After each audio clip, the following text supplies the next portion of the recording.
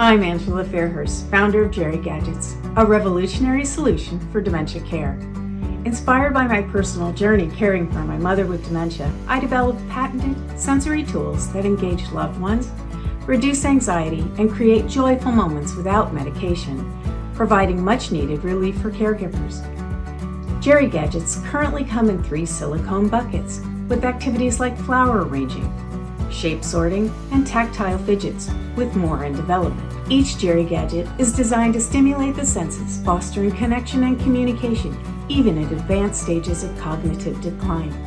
Non-toxic, built to last, and dishwasher safe, Jerry Gadgets transform caregiving by promoting engagement, improving quality of life, and offering caregivers a respite from constant supervision. Discover how our innovative products can bring joy and meaningful interaction to your loved ones with dementia while easing the caregiver's burden. Visit jerrygadgets.com to learn more and start making every moment count. For a limited time, you can get 20% off your next order of Jerry Gadgets by going to www.ssww.com Jerry Gadgets for Dementia and enter the special Love Conquers All's coupon code LCA20. Get 20% off Jerry Gadgets today. I'm Peter, owner of Peter Fan Photography, and I want to talk to you about something important: preserving memories. Time moves quickly, and before we know it, those we love may no longer be with us. For the last few years, I've taken complimentary professional headshots of seniors in a local retirement home, helping families capture the essence and personality of their loved ones through beautiful photos. I've seen firsthand how meaningful these images can be. When I photographed my own parents, I realized how powerful it is to have these lasting memories, photos that capture smiles, stories, and the unique spirit of the people we care about most. If your parents or loved ones are still with you, don't wait. These images can bring comfort and joy for years to come, whether it's for remembering silly moments or honoring family history. My message is simple: get photos of your loved ones while you can. Hire a local photographer, use your camera, cell phone, whatever it takes. Just do it now. For more information, visit peterisfanphotography.com. When the world has got you down and Alzheimer's sucks. It's an equal opportunity disease that chips away at everything we hold dear. And to date, there's no cure.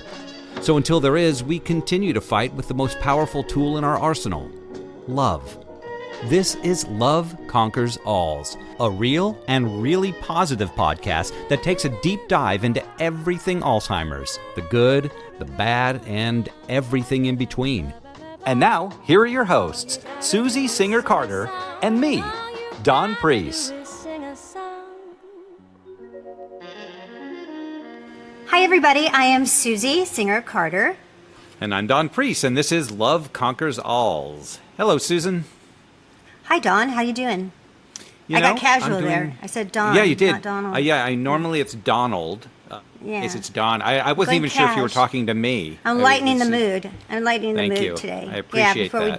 Before we do a deep dive into where we're going today. Yeah. So, speaking of that, hi everybody. Thanks for joining us with Love Conquers Alls. We really appreciate you coming back and being loyal listeners, and we hope that we're bringing value to your life. And I think today will be particularly valuable in terms of kind of a different subject that we're kind of skewing a little bit to go along with our where our head's at right now, which is in our documentary No Country for Old People, right? And because of that, we have a very special co-host guest with us, a guest co-host, which is none other than Rick Mountcastle. I was wondering who that extra guy was up here. Yeah, that's Rick Mountcastle. Hi, Susie. Hi, Don. Thank you for having me. Hello, Rick. Of course. So, in case you don't know, Rick is not only is he the co-producer along with Don and I on the documentary No Country for Old People. Rick, I'm going to give you his very prestigious background. Is a former retired U.S. attorney, an award-winning federal and state prosecutor who prosecuted one of many cases, but you might have heard of the Purdue Pharma case, where he prosecuted them for fraudulently marketing OxyContin, and that story in particular was featured in a miniseries on Hulu called Dope Sick.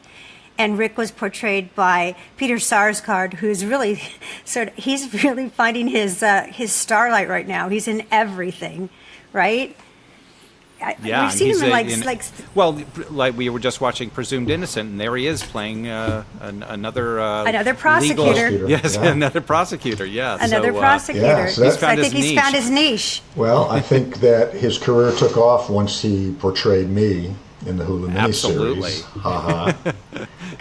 Who could read it any other way, Rick? Of course. Who could read it any other way? Yeah. He wasn't as nice. He wasn't as nice in Presumed Innocent as he was. I didn't like him as much as when he played. He was smarmy. So. Yeah, he was. He was icky. Side note: Presumed Innocent, very, very intriguing. We liked it. Yeah. Yes. Okay, so back to our show. The way that Rick and I met, in case you also don't know that story, and I'll try to be brief, but it's really kind of interesting, and it's what Rick always says: there are no coincidences. And I was watching Dope Sick, and in the final episode, the actor who was playing his partner came in and announced their next case, which was also a pharmaceutical case, which was against Abbott Labs, who produced Depakote, and they off-marketed that drug, which is a black label drug, to nursing homes. And my mom was a victim of Depakote, and I didn't know what it was until her doctor told me. I thought her Alzheimer's was progressing, and that was 8 years before she died. And she went from this, very physically healthy person to a zombie. And so I reached out to Rick on LinkedIn and said, would you come on our show? And he did. And that was during the time that my mom and I were going through such horrible, that whole journey with the nursing home. And that Rick was the very first person to tell me that it wasn't just my mom's issue and my issue in this particular nursing home. It was really a systemic crisis. So from there, Rick was it's a long story. I won't go all into it, but Rick was actually retiring that year, which was 2022. And when we decided to do the documentary, he was all in, because he had also prosecuted nursing homes for over 2 decades and really didn't see any significant change. And he, as he says, is sick of it. Right, Rick? Right, I am. I'm sick of the same old thing going on over and over again for year after year after year, and it's time for a change. Right. So, of course, we were, beyond ecstatic, because what Rick brings to this documentary is invaluable, and his experience on the political side and all of the underbelly of what we see as consumers. He had that experience being boots on the ground and dealing with families, and basically saying that my hands are tied. Like, this kind of care is now the standard. And so, we're coming from it with all different kinds of perspectives. And what we're finding as we're doing this documentary is that the stories they're endless, and they're really important. So obviously we can't put them all in the documentary, or we'd have like years and years worth of material. But and we decided that that it would be really powerful to share with you guys other people's stories, and so that you can understand the breadth of this issue, and that it isn't just an elderly person's issue, or it isn't just, a diversity issue, or some, people, in rural areas. These nursing home issues are not outliers. These are the standard, and the good nursing homes and long-term care facilities those are the outliers. And so, Susie, it's not just a nursing home issue. It's acute care hospitals, which is what we're going to look at today, rehab facilities, it's basically anything that is in a position, any kind of facility that is responsible for taking care of people, not just elders, but disabled folks and people that are recovering from surgery. They're responsible for taking care of them in these facilities. And what we're seeing is that they are basically abusing and neglecting the patients. And so the breadth of this is actually is beyond what we had imagined when we first started the project, I would say. I think so. And we didn't touch, we tried, because of that, the massive breadth of this issue, we stayed primarily on nursing homes in the documentary, and that's why we want to bring more stories that actually talk about what Rick just said. So our last episode we did that, and we're doing it again this episode with another person, and we just think it's going to be so valuable for you all to listen to these stories so that it doesn't happen to you, so that you can be prepared and understand what you're up against and why this documentary is so damn important. So without further ado, Dawn. Well, today our guest is Aaron Adams. Aaron is a heavy machine operator for the local 649 International Union of Operating Engineers and lives in Peoria, Illinois. His father, Thomas Adams, was a robust 75-year-old who was a beloved brother, father, uncle, nephew, cousin, and friend.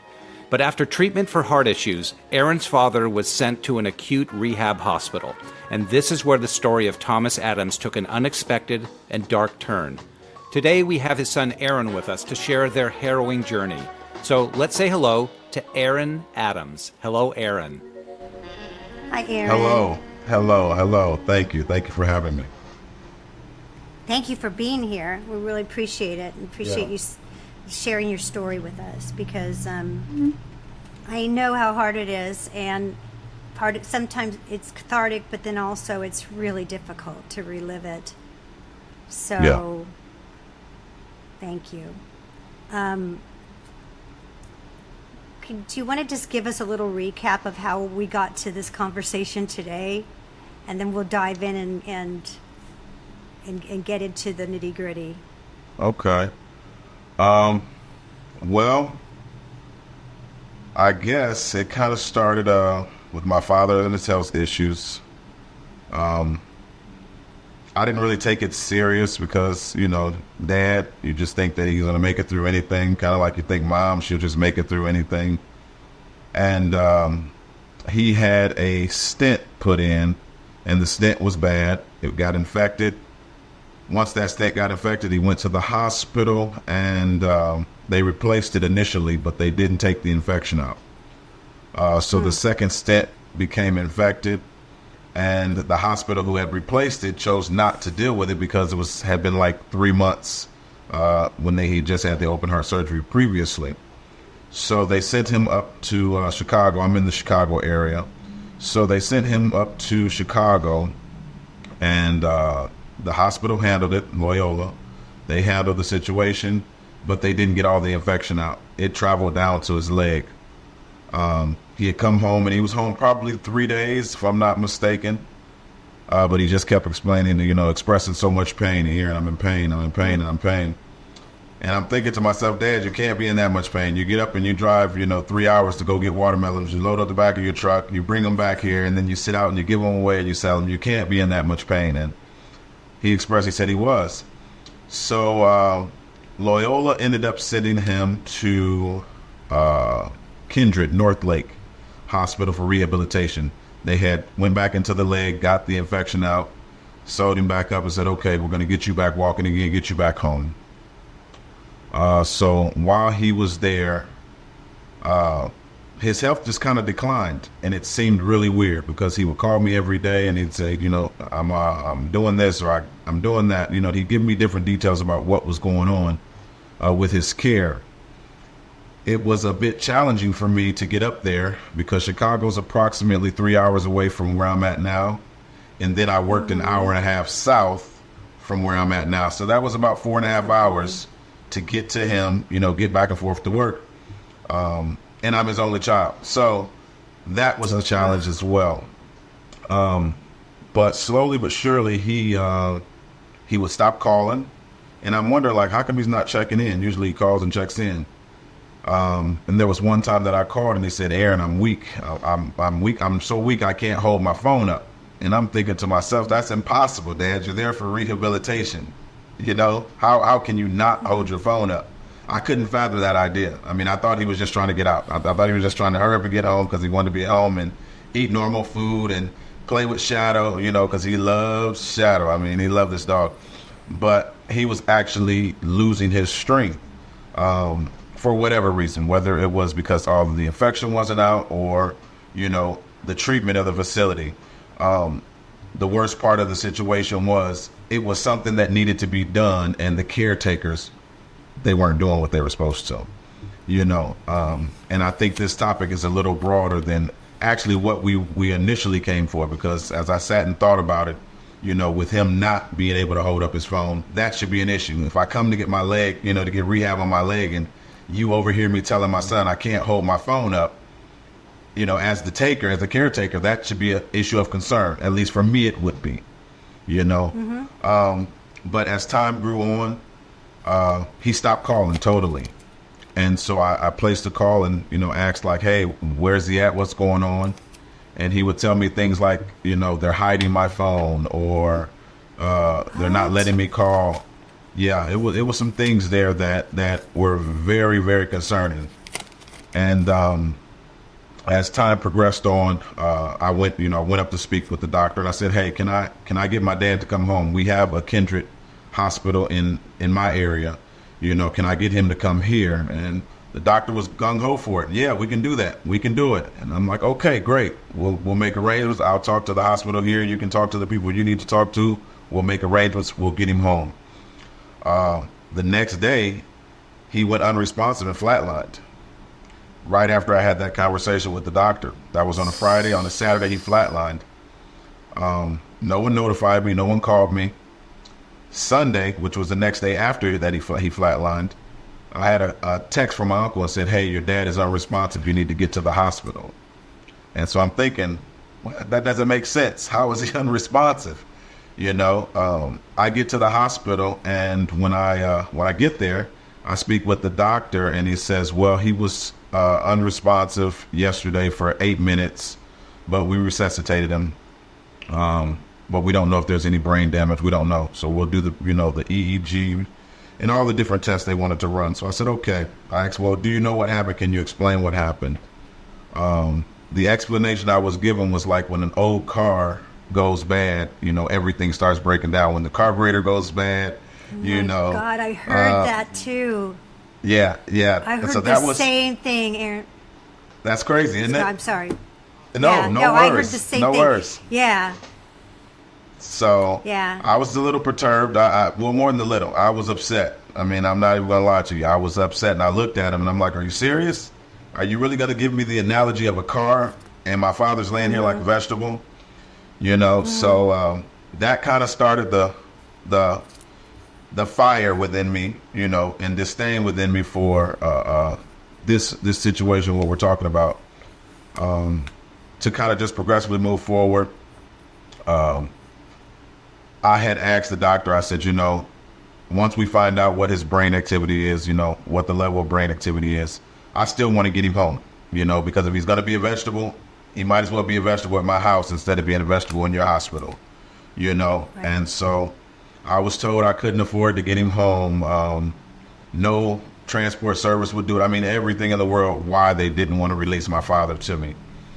Who told you that? The case manager or the doctor? The doctor? The head physician told me that. Yeah,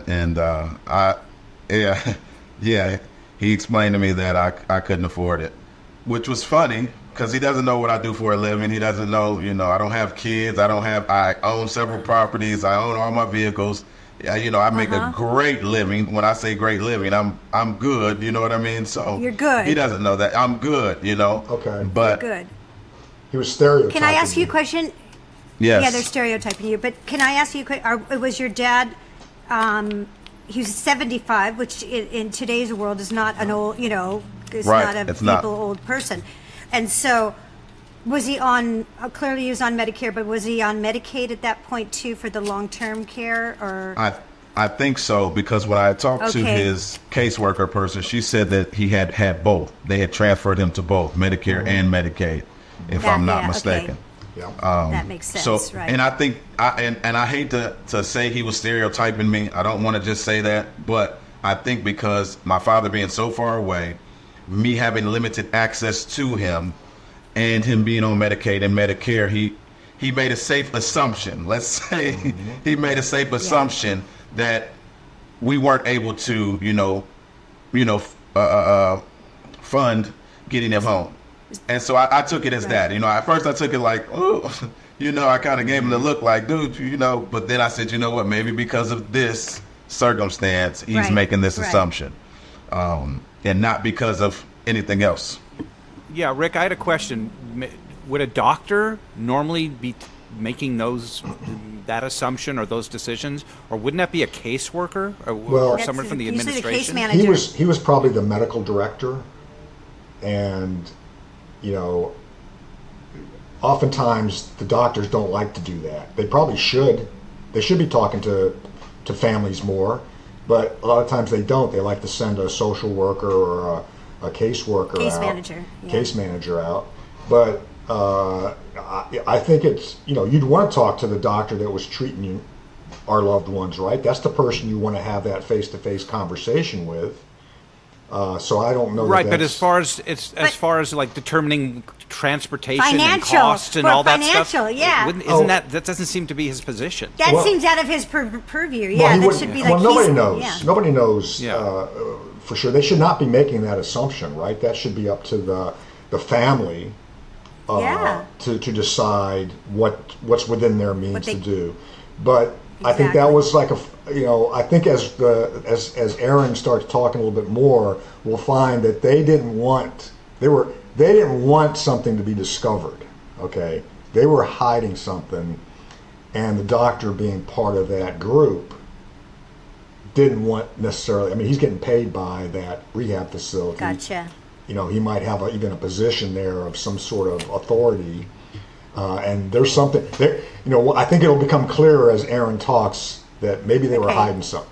What I think he was attempting, and by no means am I attempting to take the side of the doctor, but I think he was attempting to deter me from trying to get my dad home, as Rick was explaining. So I think him making the statement about finance, that might have scared me, I guess he was thinking, which it didn't, but in his mind, he was thinking that possibly might deter him from continuing to try to push the issue about getting him back to Peoria. He also stated that, no transportation company would do it. He said, it's a 3-hour trip. Your dad is on the ventilator. We can't transport him with the ventilator. He gave me every reason in the world, every one that he could possibly come up with. Oh my gosh. That was the initial. And so I got really upset. I got upset to the point where I told him, I don't want you to say anything else to me. You go that way, I'll go this way. We're not going to talk anymore. From here on out, it's going to be somebody else who communicates with me because, we're just not going to do this. And he was upset after that. I left. And, let me go back a little bit. I honestly was going to pull the plug that day when I saw my dad. That Sunday, I was going to pull the plug. But I had a friend go up with me, and she's a nurse. And so I was like, you know what? I probably need somebody who knows about what's going on because I don't know anything, and they could probably tell me anything. I need someone who knows the terminology, who understands. So I called her. I said, hey, you want to go to Chicago with me? Dad's in the hospital. They say he flatlined yesterday, and now he's, unresponsive. And she's like, yes. So we drove. We got up there, and so she looked at me, and she says, Aaron, don't do that yet. And I'm like, oh, I can't watch him. I can't see him like this. I just got to do this. And she's like, no, don't do that yet. And so I'm like, okay. I called my mom, and my mom said, Aaron, give it a week. Just wait. So I said, okay. I waited that week, and they still hadn't got the EEG report. And I'm like, how do you not know what his brain activity is after a week? You told me it'd be 2 days. Now it's a week later. We still don't know. So I said, okay. Next thing I know, I go up with my FLMA because it's causing problems at my job. He has like 8 doctors and all of them are calling me every day, to ask, can they do something else? Can we turn the trach tube? Can we add more of this, whatever the stuff was they were using to keep his heart rate up, because his blood pressure or whatever, they need to keep the veins constricted. So they would call the kidney doctor, the nutrition doctor. And I'm at work and I'm getting these calls and my supervisor's like, hey, Aaron, what's going on? And I'm like, man, Dad's in the hospital, he's dying. And he's like, well, the company we're working for, they don't want you on your phone. And I mean, 3, 4, 5 times a day, I got a different doctor. Every time they go in to see him, that doctor would give me a call, so it's jeopardizing my job. So I take the FLMA paperwork up there and he tells me he's not signing it unless I do a DNR or pull the plug. So he gives me the option to do one of the two. And at that point, whoa. I don't know what FLMA is. That's a Family Medical Leave Act, which is it's a law that says certain employers have to allow employees time off of work to take care of a family emergency, like a medical emergency like that. But Aaron's talking about needing to have the doctor needs to sign it so the employer to verify it with the employer. But you have to have a do not resuscitate or that they're making you do that. That's insane. Tried to make me. He tried to make me. And I looked at him and I told him, dude, you're going to sign, because he told me he wouldn't sign it. And I'm like, dude, you're going to sign this paper and I'm not going to do anything. I'm not doing anything, but you're going to sign the paper. I mean, he was upset with me. I was upset with him.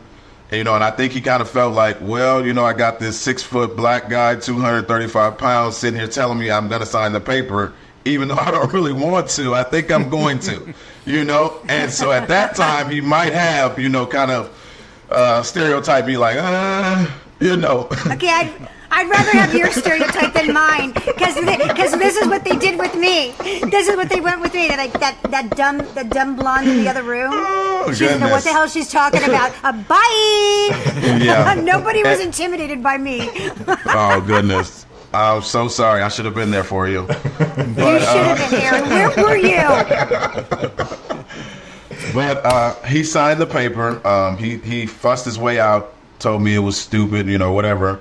But he did sign it. I didn't, do that. I didn't do the DNR, but the nurse told me that they thought that I was going to do the DNR that day. And I told him I'm not doing it until my dad gets home. I'll do the do not resuscitate once he's in my care. So smart. So smart. Mm-hmm. And so I left the hospital, of course, upset. The doctor walked off. And so I began to call companies, every transportation company I could think of, and found one. They said, yes, we can do it. With the vet tube, we can do it. We can get him back. We can get him to the Kindred. We'll pull the vet tube from the Kindred hospital. And then if he survives, you can get him home. Perfect. I just want him back in Peoria. That's all I want.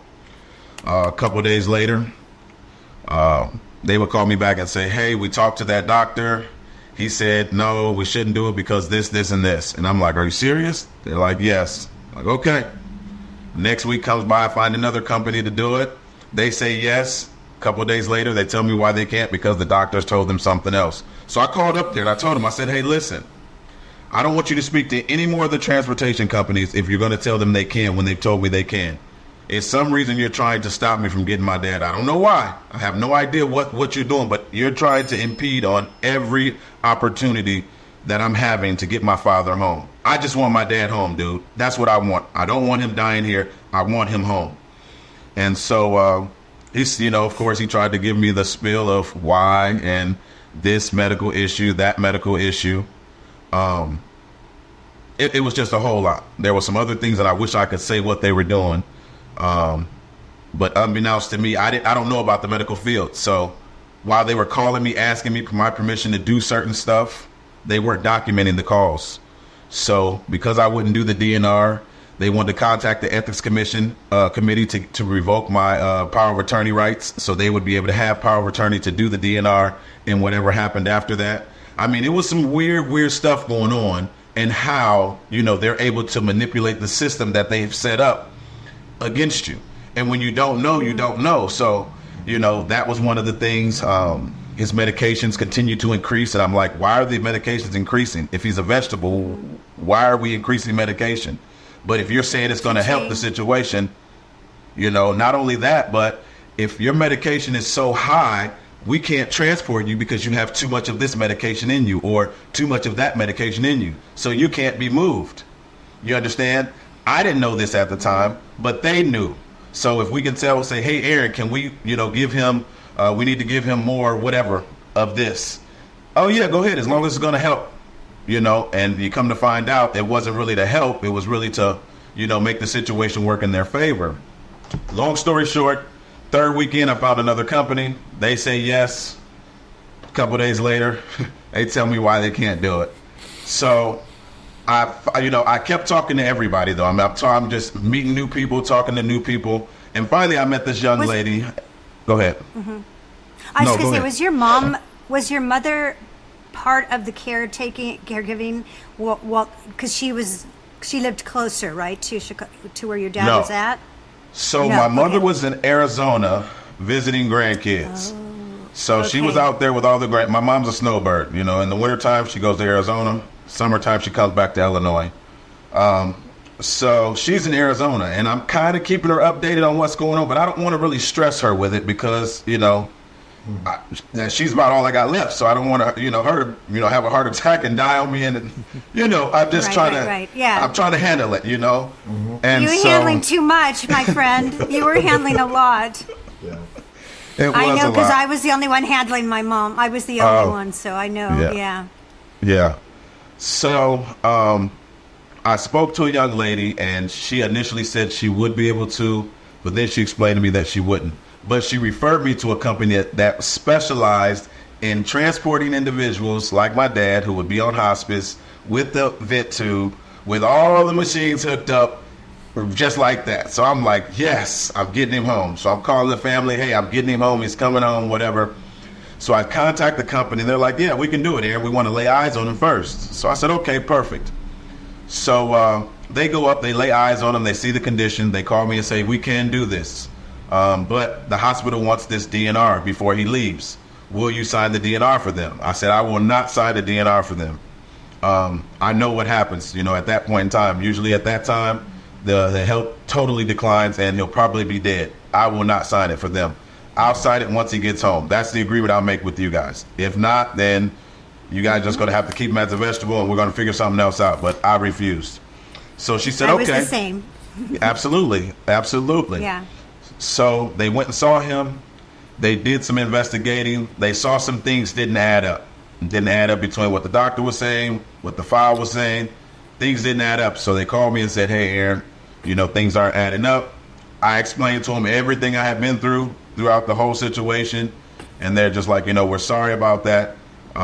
We'll get your dad home. So the day of them supposed to be bringing him home, they talk to the doctor.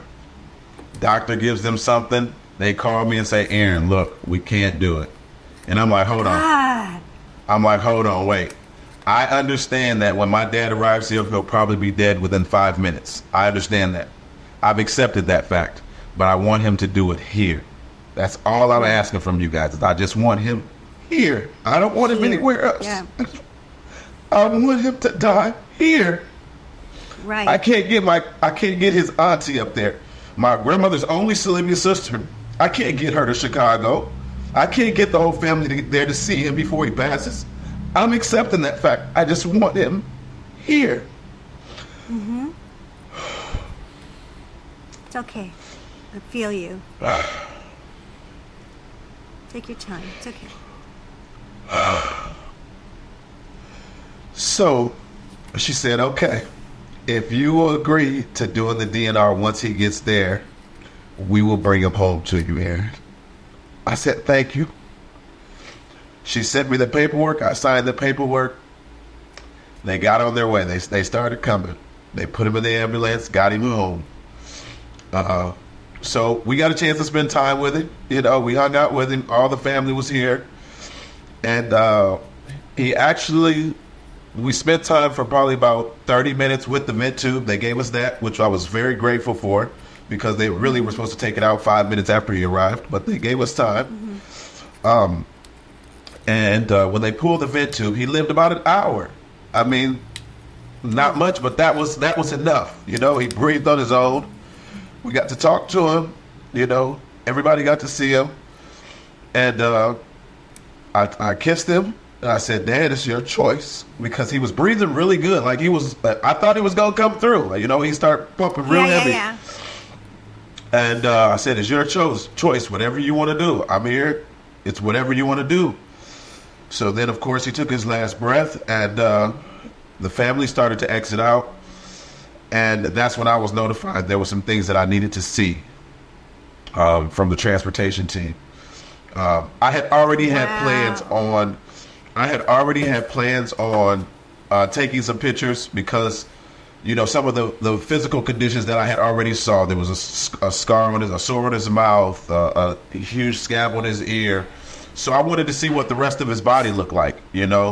I'm very inquisitive, and when you tell me no, I'm thinking of ways, how can I get this done? So, and why are you telling me no? What is the reason you're saying no? So the nurses rolled his body, and that's when I seen some of the most horrific sights I'd ever seen in my life. The size of my hand, like I said, I'm 6 foot, about 230 pounds, and my hand is not really humongous, but I can palm a basketball, And there were bed sores on his body the size of my hand, both my hands round, but in height or in width. That was like how it was, the size of a dinner plate. And I'm like, oh, okay, I understand now. Yeah. I get it. Yeah. I get it. This is why I couldn't afford to get him home. That's right. This is why, all of the different things that were brought to me, and why the attempts to stop me from getting him home. And so they began to explain to me what the bed sores were, and I'm grateful for those nurses. They were so wonderful. I mean, they were just the sweetest ladies in the world.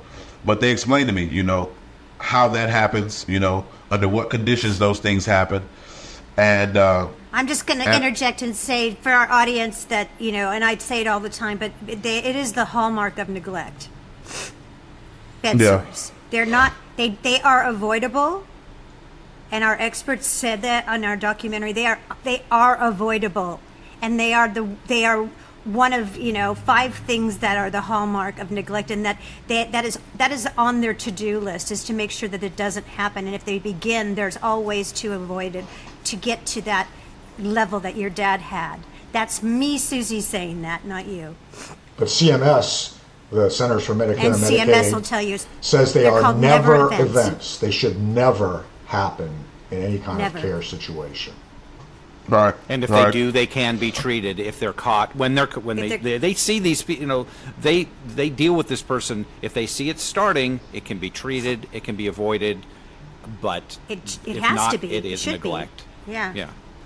It's neglect. The same with the UTIs. I was told, my mom, older people just get UTIs. Full stop. End of story. That's it. We can't do anything about it. That's baloney. That's neglect. Absolutely. They told me the same thing. They said the same thing. Yeah. And so I also want to say, because for people listening, what Aaron did is really important, is that he is curious, and he was curious, and he didn't take what everyone told him as the gospel. And when you have a gut feeling and you know your person better than anyone else, like your dad better than anyone else. I knew my mom better. And I said to them, I'm not, because I had my mom on full resuscitation, because, I didn't want to have do not resuscitate until I could look in her eyes and know she was ready to go. Right. I didn't want anyone else making that decision in the middle of the night when I wasn't there. Right.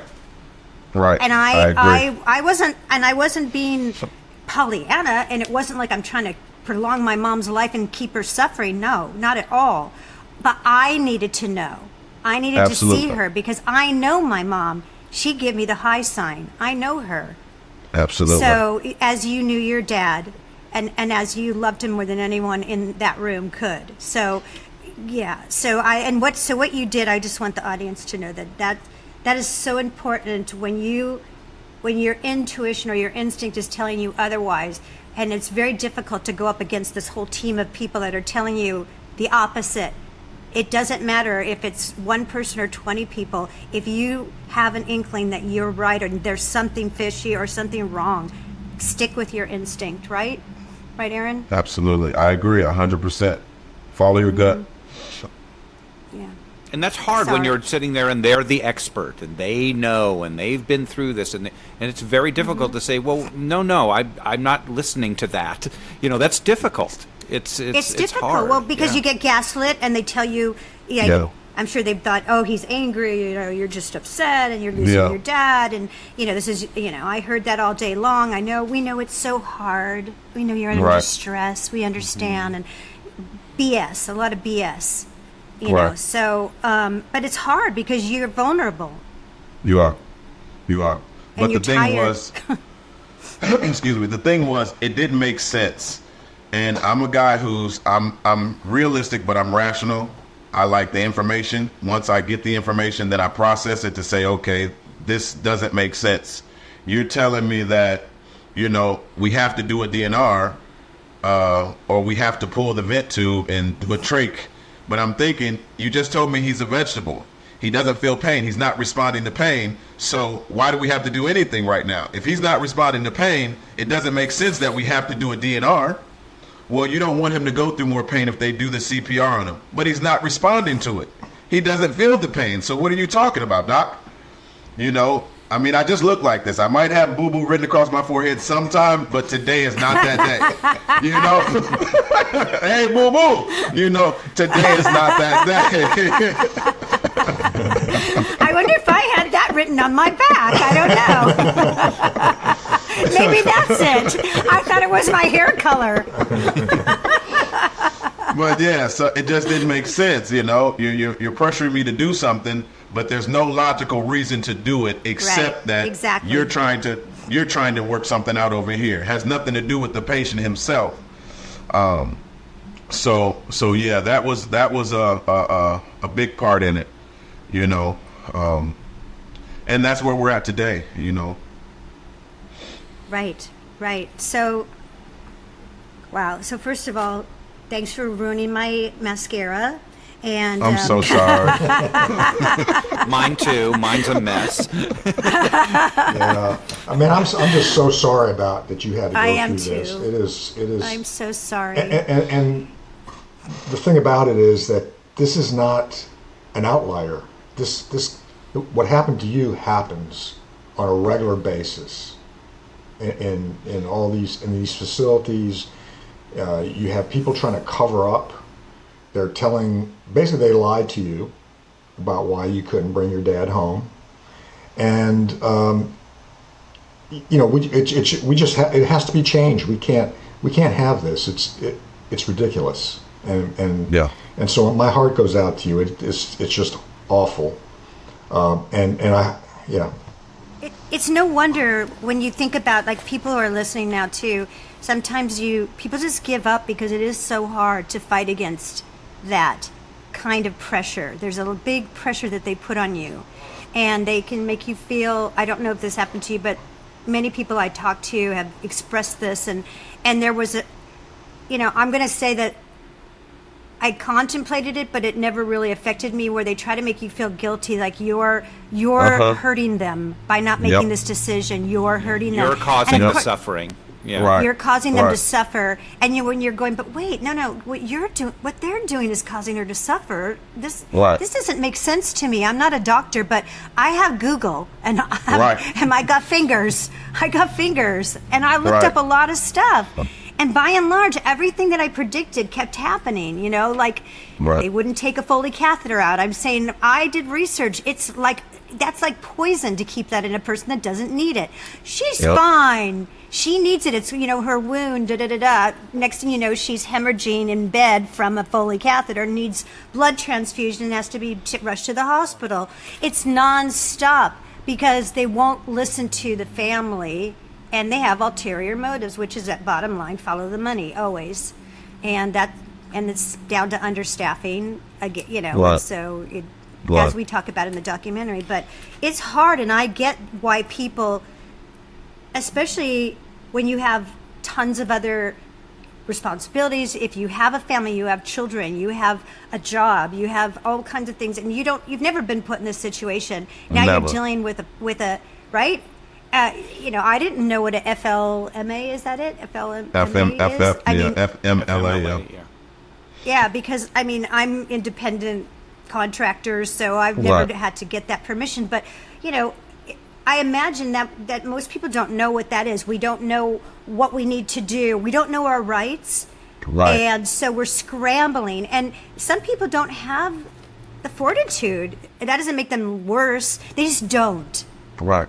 They just don't. And that's just the truth. And they shouldn't have to. It's not like I shouldn't take my car in. Let's go back to the car analogy and take it in. And I don't know one thing. I don't know anything about carburetors. And I shouldn't have to if I'm taking it to the professional and paying my money. Exactly. Right? Exactly. I agree. Why do I have to go home and Google it and find out? Right. That's so interesting that they used the car thing with you too, Susie. I hadn't known that. Yeah. That must be the standard, one of the standard lines they use to gaslight people. Right. Right.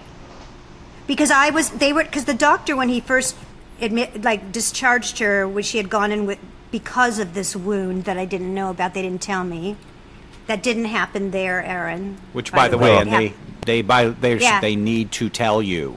They have to tell you by law. Inform you, and of course they don't. So when she got to the hospital, when she got to the hospital, they said they didn't want the responsibility on them, so they said your mother's here, but she was also admitted with a stage 4 wound, so we wanted you to know that. So when I called the facility, they said, "Oh, it didn't happen here." So apparently, it happened on the way to the hospital. Oh, transport. I guess, right? Yeah. So and so when she was finally, and she also was trached for no reason. She didn't need it. It's just easier. It's easier. They gave her a G-tube to feed her through the belly. She didn't need that. It's easier. Right? All they have to do is turn the machines. They don't have to deal with them because it's time consuming, and when you're understaffed, that's how you do it. Well, plus they get to charge for those procedures. And they get to charge. So it's more money. Right. Absolutely. So when she was released, and I said, I wanted to know, is my mom dying? And the doctor was literally said to me, "Stop being so dramatic. No, your mom is in a good way." He was saying it in a good way. He was saying no, your mom is she's a strong woman. She will get her back to her base where she was.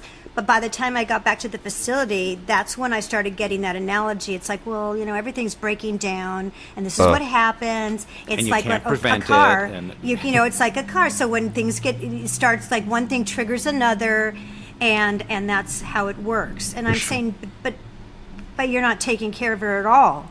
So you're just writing her off. Like, take care of the wound, take care of this, and.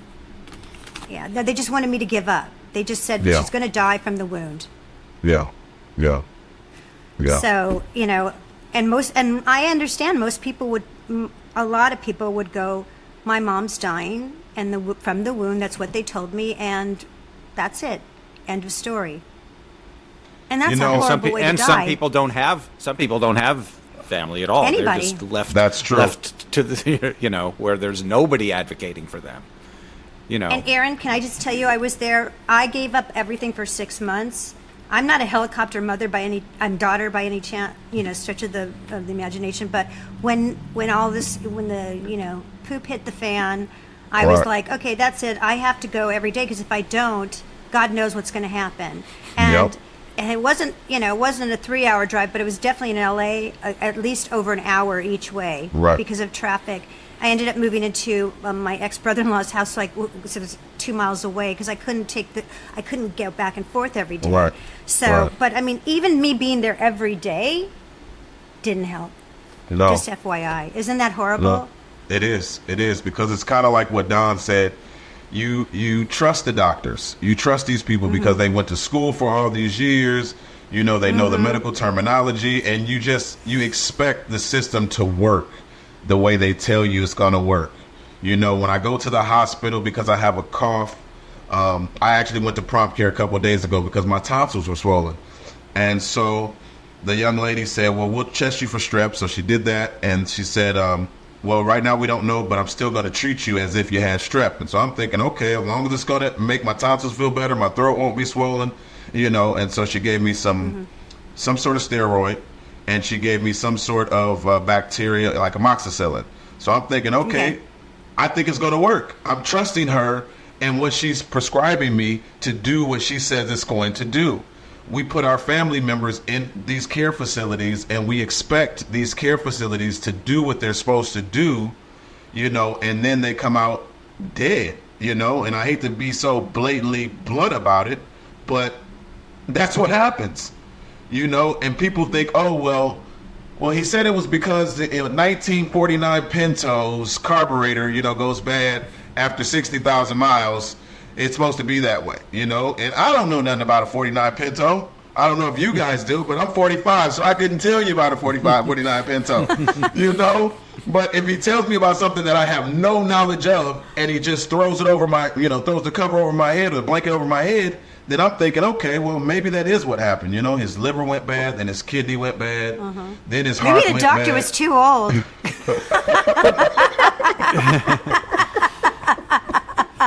But you want to hear answers. You want to hear either solutions or reasons. You want to hear. You don't want to hear they don't know. You don't want to hear you want to hear anything, even if it's something that's not positive, but you're hearing something. You want to see a path. And that's where we start just accepting, because you want to hear.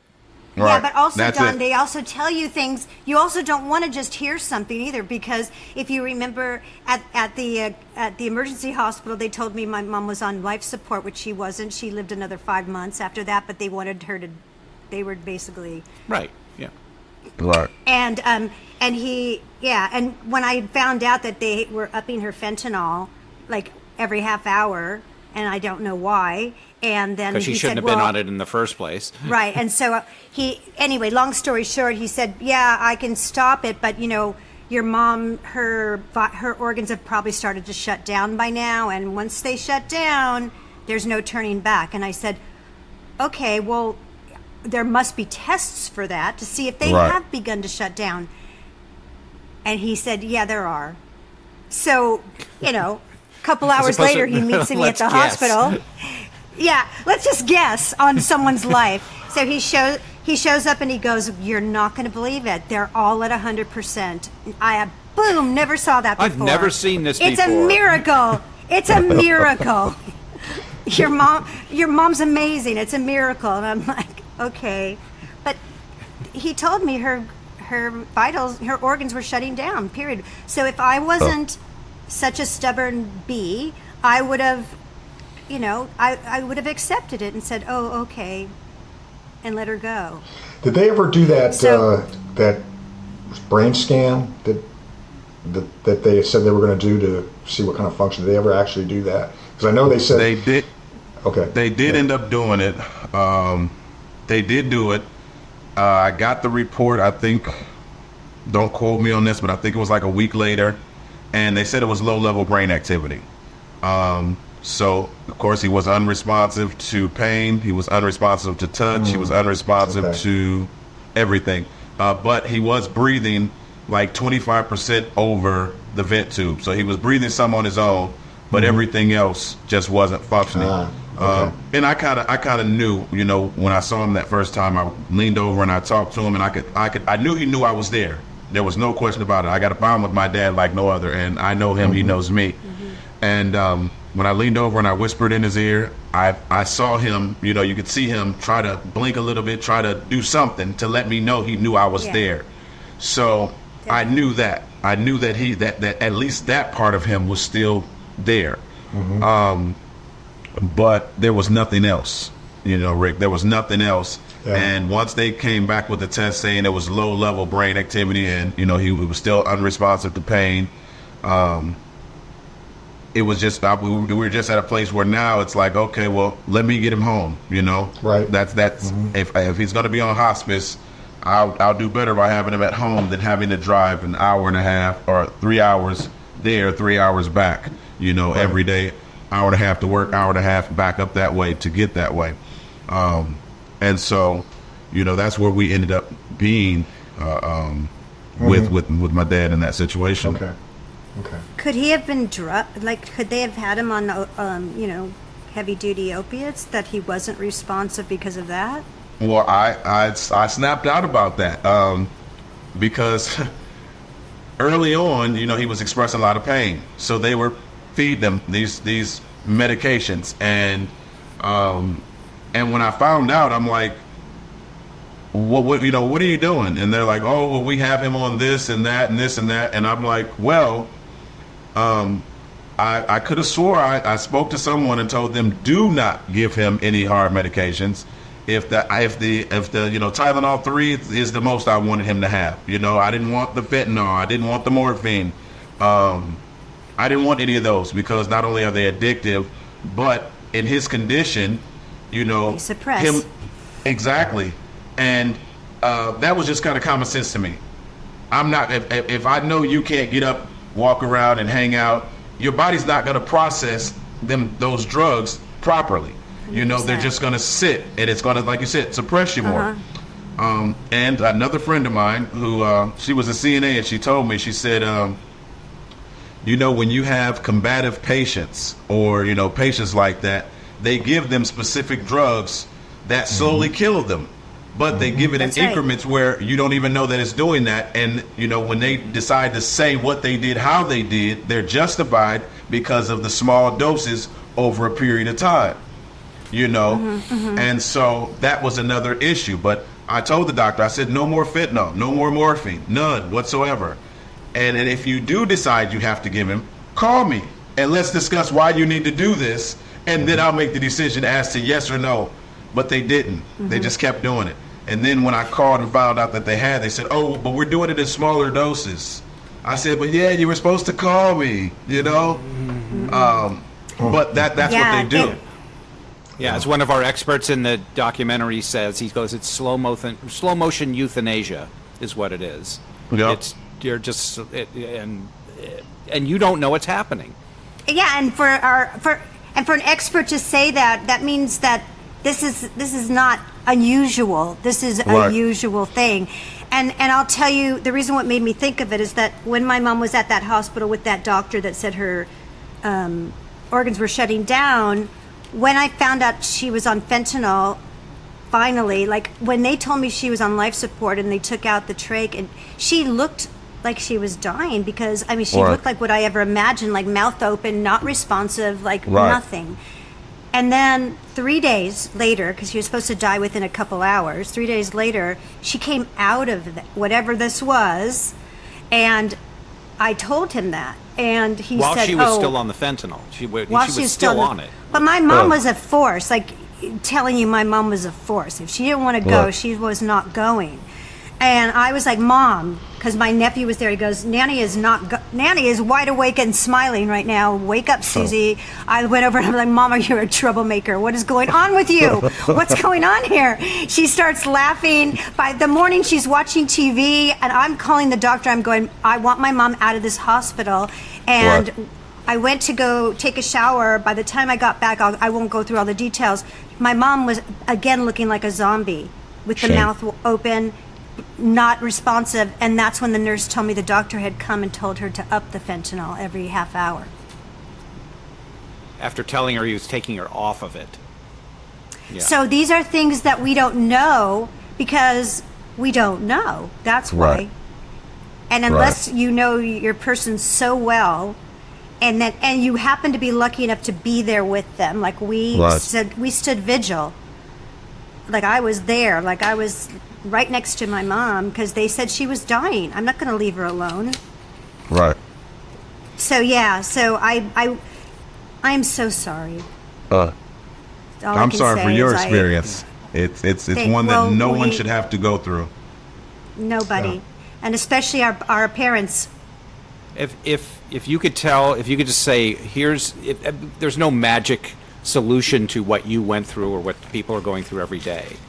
But if there's any advice you could give to anybody, something that you would have done differently, something that you think you can actually do, is there anything that you could tell people that to avoid anything? And you may not, because it's such a difficult situation, but does anything come to mind? There is. I spoke with Rick, and we've had a couple in-depth, detailed conversations, and initially I felt like it was my fault, and Rick kind of helped me through that thought process of understanding that it wasn't, because my dad, he had asked me multiple times. He said, "Get me out of here." He asked me, he would literally, tell me while he was still cognate and he was able to talk. He would say, "Aaron, get me out of here. Get me out of here." And I'm thinking, Dad, you just don't want to do what the people say. Just do your rehab, come home, and he begged me. He begged me to get him out of there, and I brushed it off, Don. I brushed it off thinking that the hospital was going to take care of my dad, So if I could give out any tidbit of advice, it would be, when you have a loved one who is able to communicate with you and tell you what they're experiencing, don't take it lightly. First off, find out all of the information you can find out about what this situation is. Google, like Susie said, I use a thing called ChatGPT. I ask ChatGPT a million questions a day, but find out all of the information. And I'm not saying pull your people out of hospitals. I'm not saying that, because it's not all bad. Even though it seems like this may be standard operating procedure now, they're not all bad, Right. But be informed, get all of the information, and make yourself aware. Don't be afraid to, hug your family member and kind of look to see what you see, just to, do a visual to get an understanding of where you're at in the situation. Too many times we kind of just let them sit there, and we sit over in the other chair and we talk to them from a distance and not get over and, become part of the situation, or part of the solution, if I can say that better. So become active, become very active in whether it's a transition to come home or transition, to move on to whatever's next. Become active in your family members' lives, and communicate. Share your stories so others will go through it, who are going through will know what's going on. Because, at some point, like I said, I don't have any kids, so I may end up in one of these places. Just like my father, I might be in that situation. And if I don't have anyone to tell my story or to do anything to help me, so I don't experience what he did and what Susie's mom did and what so many others are experiencing on an everyday basis. So it's up to us to just be active. Amen. Yes, indeed. Yes. That's all we can do. And yes, for now.